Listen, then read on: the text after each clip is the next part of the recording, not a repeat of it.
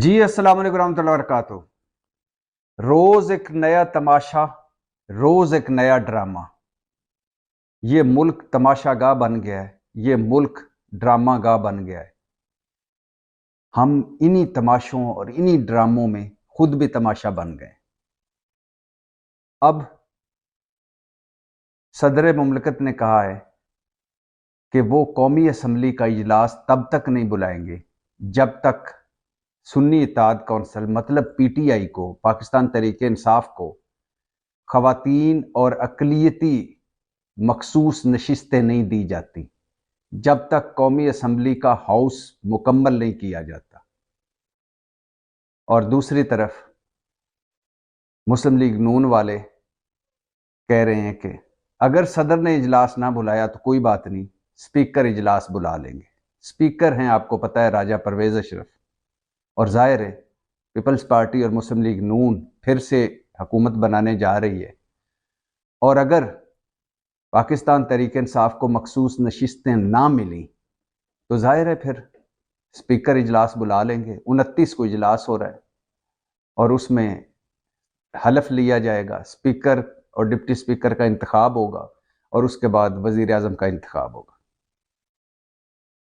अब ये कैसे लोग हैं, ये कैसे लोग हैं, कहां से आ गए हैं, ये हम पे कैसे मुसल्लत हो गए हैं कि तहरीक इंसाफ जिससे सबसे पहले जिसके कायद को या चेयरमैन को या सरबराह को, इमरान खान को 3 नीचे ऊपर केसों में भोंडे और मज़का खेज अंदाज में सजाएं दी गई इलेक्शन से पहले, और उससे पहले पीडीएम हुकूमत जब से तरीके अदम एतमाद पास हुई उसके बाद पीडीएम हुकूमत बनी, और पीडीएम हुकूमत ने जो सवा सत्यानाश किया इस मुल्क का और कौम का, और उसके बाद जो क्रैकडाउन हुआ तहरीक इंसाफ के खिलाफ, 2 सूबों के इलेक्शन में आइन टूटा, इलेक्शन नहीं करवाए, और फिर मरकज का इलेक्शन का वक्त जब आया तो फिर आइन टूटा, 90 दिनों में इलेक्शन नहीं हुए।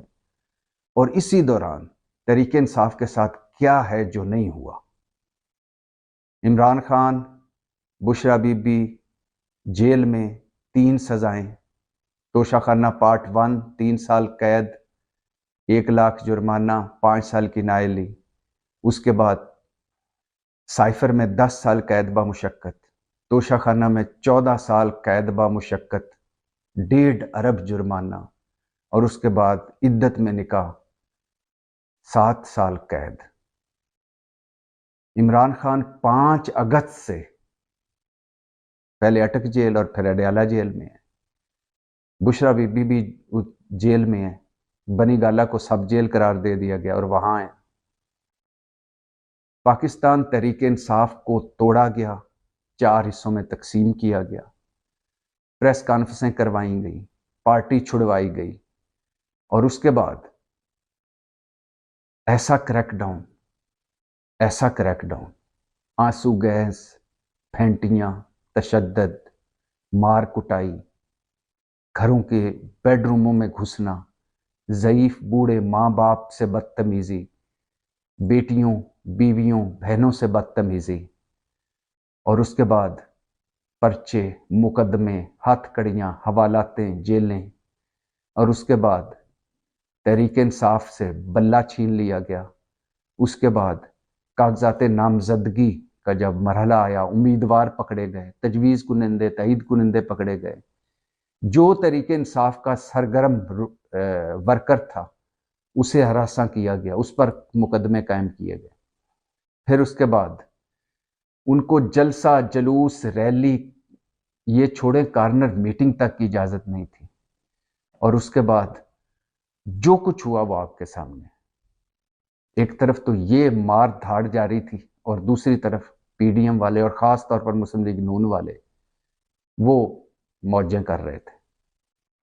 जिस अंदाज में बादशाह सलामत नवाज शरीफ साहब की वापसी हुई, जिस अंदाज में निगरान हुकूमतों ने, जो मुतनाज़ तरीन निगरान हुकूमतें थीं जिन्होंने यकतरफा सारी मोहब्बतें निछावर की पीडीएम वालों पर, और जिस तरह नवाज शरीफ साहब को अदालतों ने सलूट मारे, حکومتوں نے سلوٹ مارے، پولیس نے سلوٹ مارے، انتظامیہ نے سلوٹ مارے، وہ سب آپ کے سامنے ہے۔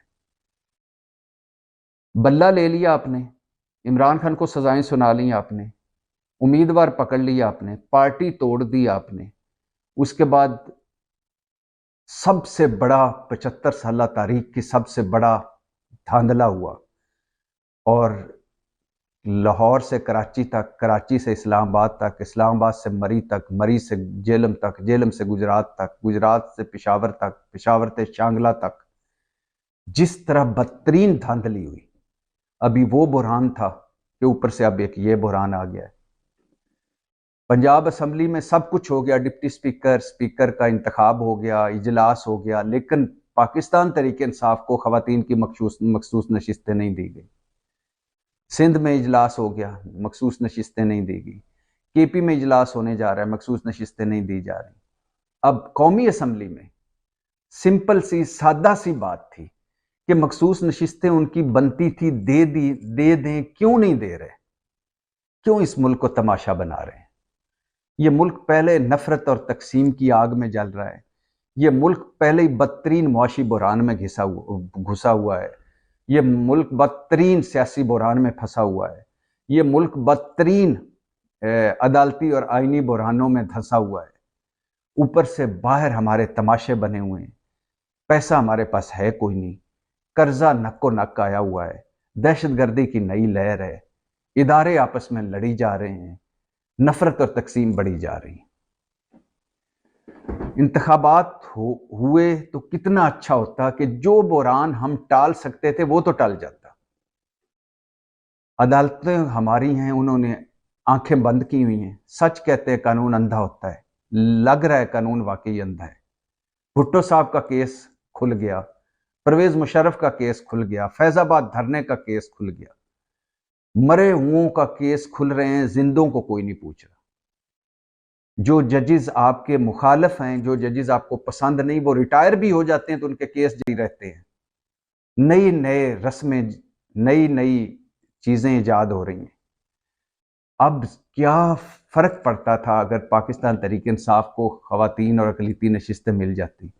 کون سا انہوں نے طریقے عدم اعتماد لے آنی تھی؟ کون سا ان کے نمبرز اتنے ہو جانے تھے کہ کوئی شہباز شریف حکومت کو خطرہ تھا؟ ضدیں اور انائیں بڑی ہو گئی ہیں ملک سے، ملک چھوٹا پڑ گیا۔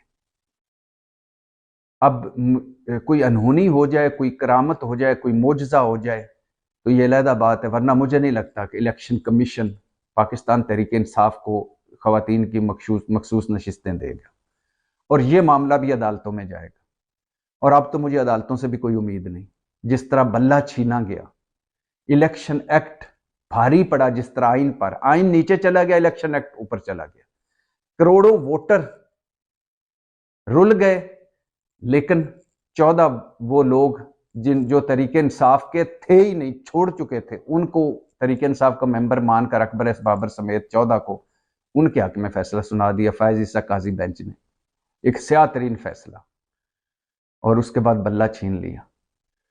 اب عدالتیں چپ ہیں، کہیں بھی عدالتیں انٹروین نہیں کر رہی، کہیں بھی عدالتیں مداخلت نہیں کر رہی، کہیں بھی عدالتیں یہ نہیں کہہ رہی کہ بس کر دو اس ملک کے ساتھ، تماشے نہ لگاؤ۔